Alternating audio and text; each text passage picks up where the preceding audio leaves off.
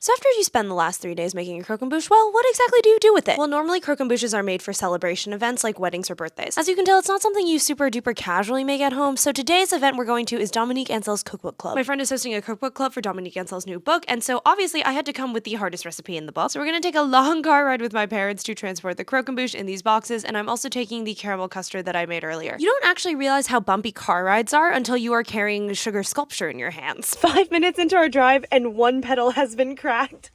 Shoot. I'm so scared. And I was right to be scared because 2 more pieces of the sculpture actually broke off the base. It's okay though, crashed on my friend's couch and it's now the next morning. This time we took an Uber and I actually placed a towel underneath my seat so that way it could absorb some of the shock of the car ride. God, this has been the most stressful 12 hours of my entire life. But once we got to the venue, I managed to get out of the car, no more pedals breaking off, and then I tried to super glue and reassemble the piece all together. It was inside where I filled the remaining of my shoe puffs with the custard cream, and those I set off to the side of the cookbook club so that way everyone could take one and actually try what it's supposed to taste like. The actual croquembouche, on the other hand, I really wouldn't suggest you eating because it had to travel for so long into all these different places. I built this thing to sort of just be an edible sculpture, as in you definitely can eat it, but you probably shouldn't. For a more edible and eatable version of the croquembouche, you want to fill all of your cream puffs in advance before stacking them into the tower. But once you fill your cream puffs, you basically have an entire day to make the croquembouche and then eat it the day of. You can't put caramel in the fridge because it's all going to dissolve and melt. But that's okay. I just really wanted to try and attempt to make one of these again, and look at how beautiful it is with all of the other delicious desserts and bakes from the cookbook. Tried a couple desserts, said hi to some amazing bakers in the community, and Dominique Ansel himself actually even showed up. I literally have been going to this man's bakery since I was like 14, so I hope he didn't judge my croquembouche too harshly.